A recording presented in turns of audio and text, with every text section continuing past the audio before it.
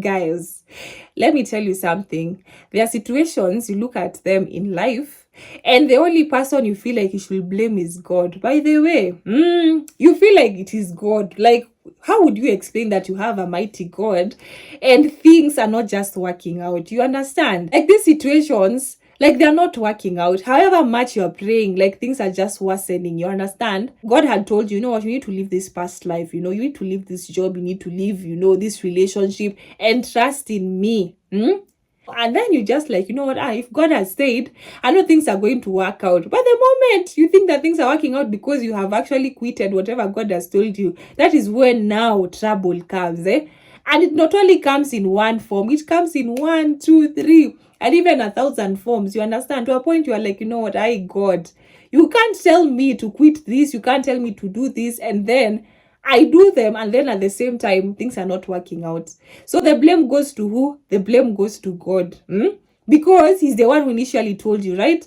But have we ever taken our time to just pause and be like, you know what is my role in all this? You understand? What does God really want me to do in this particular situation? I'm just supposed to allow the ball to just go on God's court, and for me, I'm just supposed to just be at the receiving end. You understand? Me, I don't need to be pressurized. Me, I don't need to worry too much, because you know what? At the end of the day, it is God. He has told me. So me, I'm just supposed to sit back, relax, and enjoy. And let me tell you something. And by the way, I'm not surprised, because that is a narrative that we were sold for a very long time. To think that, you know what, for us, we're just supposed to be at the receiving end. You after you have prayed, you are just supposed to wait and the miracle will happen. You understand? Over this situation, why am I supposed to worry so much? Well, God has already told me to do this thing. Me, I'm just praying and leave it. And I know that is where you are at, right? So today, from the title, we have realized that God has done his part. And I know you're asking yourself how. I am still in the same situation. So today, I am here to remind you that you also have a part. You have a part, my sister. You have a part.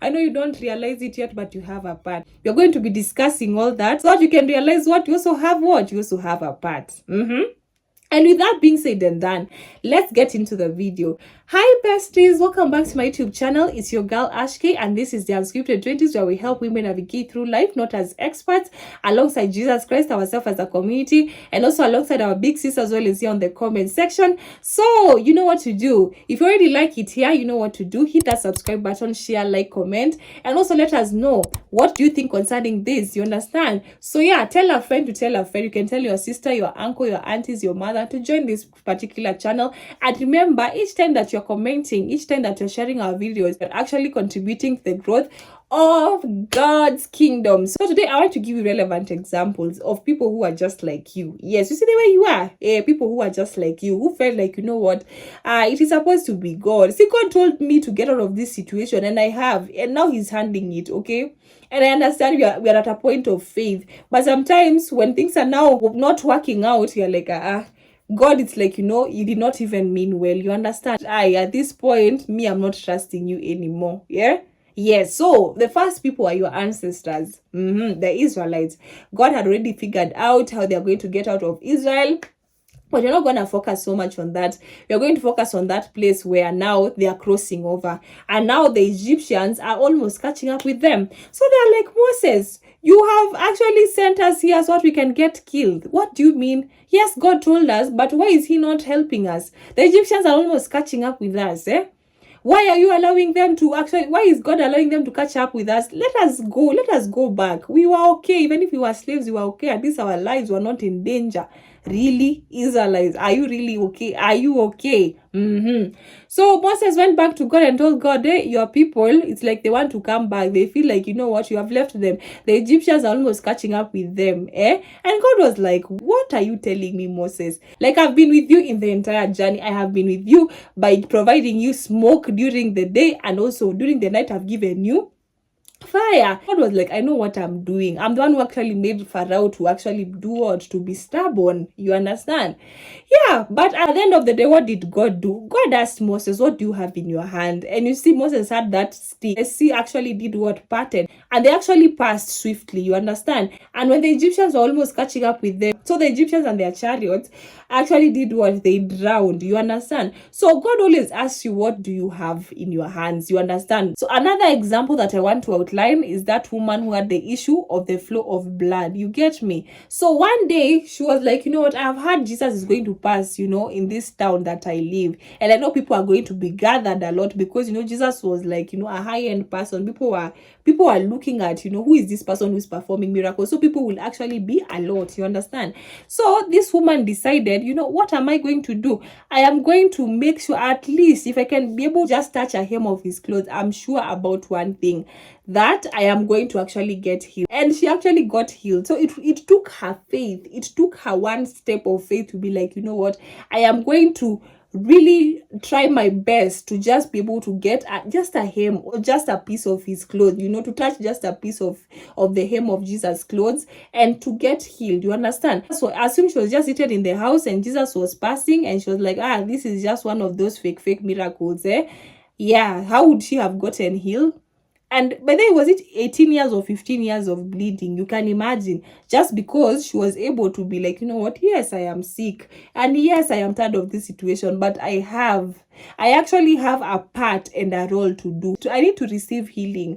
And the only way is for me to go and draw closer to where Jesus is so that I can be able to get this healing. We also have Peter. Peter was there in the boat and Jesus was there, on water. And Jesus told Peter, you have to get out of the boat and catch up with me. You understand? To a point that when Peter actually moved, when Peter actually got out of the boat, he felt like he was sinking. Instead of him focusing on Jesus, he was focusing on his own internal fears of him sinking. You understand? But the moment Jesus was like, you know what, come, I am here. Jesus is here. So, I have all the powers. I can be able to calm all this sea. And so that you can actually come closer to Jesus. You understand? Yeah. So you cannot just sit there and wait for situations to just happen because you have prayed. No. Sometimes it requires you to just get out of that situation, get out of your comfort zone, and follow where help is. You understand? If help is near Jesus, you draw near Jesus. If help requires you to go and also do your personal contribution, you can also do it. You understand? So the problem is, we look at our challenges and we feel like, you know what, this challenge, I'm going to be blaming God from January to December. There are people who actually have realized, you know what, I have this problem. If it's a sickness, I will go to God. I will keep on knocking at God's door. You understand? I will go, even if it's a miracle service, I will go with one belief that it is God healing. You understand? And they receive their healing. So let us make sure that we are not the kind of people who focus so much on what we are going through instead of focusing on what Jesus is about to do for us. You understand me? Hey, you better understand. You better learn. It does not only apply on sickness, it applies on different situations. I'm just trying to give you relevant situations because it could be sickness, it could be job loss, it could be a relationship ending. Yes, you cannot just sit down there and say, you know what, the husband is going to come from heaven. You have to position yourself, my sister. So wherever you're going to position yourself, that is where you're going to find your miracle. You're going to tell God, I'm here, I've given you this, so help me, Lord. And he will help you. He will help you. And the other person was that widow, by the way, that widow and Elisha. She looked at things and she was like, at this point, my sons are going to be killed because of these debts. You people can understand when you are in debt, you don't even have the privilege to sleep because you're always thinking that, the next minute they will come and take everything that is yours. It is not a very easy situation for someone who actually knows. So she decided, you know what, I'm going to go to Elisha because I don't know how else I can talk to God. This man of God, he should be able to tell us, what is God saying concerning these situations, because now I am a widow. I don't know what to do. My husband is dead and I can't lose my children, my sons, because of this whole situation. And then she went innocently. She asked Elisha, what am I supposed to do in this situation? And Elisha asked her, what do you have in your hand? And she looked at everything and she was like, I'm sure even she was saying it sarcastically, I only have, I don't have anything, Elisha. I just have empty jars of oil. Not knowing that these empty jars of oil are supposed to actually help her come out of her situation. But she was looking at it like, I only have these empty jars of oil. The same way you look at yourself and be like, I only have this skill. And be like, oh, I only have, I don't know what and what. You understand? God looks at you and he's like, you know what? This thing that you're actually belittling is the same thing that I want to use so that I can be able to do what? To give you a miracle. Yes, I don't know what you. It could be just you being beautiful. Yeah, it could actually land you in a very better place. You understand? It could just be, you just know. It could be you just knowing how to communicate. It could land you in positions that you did not even expect. It could be just you being honest. Presenting it to God. Me, I'm honest. That's the only thing I have. You could be someone's PA, or somebody will entrust you with a very big contract that will change your life. You understand? But the problem is you're always looking at luck. When you lack a job, you're looking at, the job market is not favoring me. You're not looking at what makes me different. In this situation, what would make me different? If somebody would ask me, okay, everyone else is qualified, in terms of, educational ways, what are you qualified with? Is it that, there are people who are actually qualified, but they do not have honesty? There are people who are qualified, they do not have skills. There are people who are qualified, they are not organized. There are people who are qualified, they do not know how to speak. There are people who are qualified, but they do not know how to control their anger issues. You understand? So God is at this point asking us, why do we always just blame him? You understand? Why do we always put it as if it's a transactional situation, that when you're with God, it is always about, God, what are you going to do for me? Are you going to do this thing for me right now, or you're not going to do it for me? There is this also story where Jesus went to the wedding at Canaan, right? And weddings are meant to be enjoyable. People drink wine, you understand? So at that time, Jesus got the news that, the wine had finished, and people are frustrated because, when there is wine, people want to come to the wedding so that they can eat, they can drink wine and just enjoy. Jesus was like, you guys, what do you have? And they said water. As you just have water, you understand? The same way you just say, I have water. But Jesus did what? Jesus used that same water to make wine. That wine was so enough, actually attest that they had never even tasted wine that does that. You get me? So most of the time, we do not look at our part. We look at the fact that, this situation is overwhelming us, and how it is killing us, and how the Egyptians are almost catching up with us, and how people are looking at us, and how, human beings, when you're facing something, they come and they tell you how sorry you are, you understand? And it reminded me during that time when I had the accident, people would come to tell us sorry. And at that point, you're just beating yourself and everything. But people would say, hey, and actually you are strong. Because I felt like, this was not just me having an accident. This was God trying to teach me something concerning my faith. And now whenever I saw, it reached a point whenever I saw someone crippled on the street, I would understand how it felt. Because when I was leaping, I could know the importance of my legs. Before that accident, I just felt it was okay. It was normal for you to just have legs that are working. But I came to realize, okay, all these things are not just normal. God actually has given me, as a blessing. You understand? So things don't just happen so that, God can be against you. Things actually happen for your good. And God allows the tightening of those situations because he knows at the end of the day, he must be glorified. You see, yes, there's no one, there's no one who can actually condemn you when God has already blessed you. And there's no way that God can allow those afflictions to kill you. You understand? And that is why when he said he has offered his help, he has. But the problem is we are focused on what our problem is instead of focusing on what our part is. So today I want you to think about your situation. I do not know what your situation is, but I want you to think about your situation. And as you think about your situation, ask yourself, what is my role that I'm supposed to play concerning this situation, so that God can also be able to do his part, because he has already done it. So for him, he's just waiting for you to actually be aware of what your role is. You understand? Yes, because unless you do not want the glory of God to go back to him, if it is all about you, then you're going to be sticking in that same situation. You understand? Yeah, so when situations happen, ask yourself, what is God teaching me that I need to know, that I need to also perform concerning this? You understand? It is not always a matter of you always blaming God each and every time. Yes, if it is ministry, do it. Yes, you are looking at yourself, maybe you are jobless. You're like, what? Why am I jobless? You even want to kill yourself with depression. When you die, for instance, where will God be glorified, by the way? It has reminded me on another time, by the way. I've never told you this story. There is this time things are not working out for me, and every time I would wake up, I would be like, why am I even, I would regret waking up each and every time. And to a point, I was like, you know what? Why would I just be born for things to suffer? But in real sense, was I doing anything concerning my situation? No, I was just there pitying myself. I was there allowing things to happen. Even when I'm being asked a simple question of what do you think you can do, I do not want to say, you understand? Because I feel like, you know what?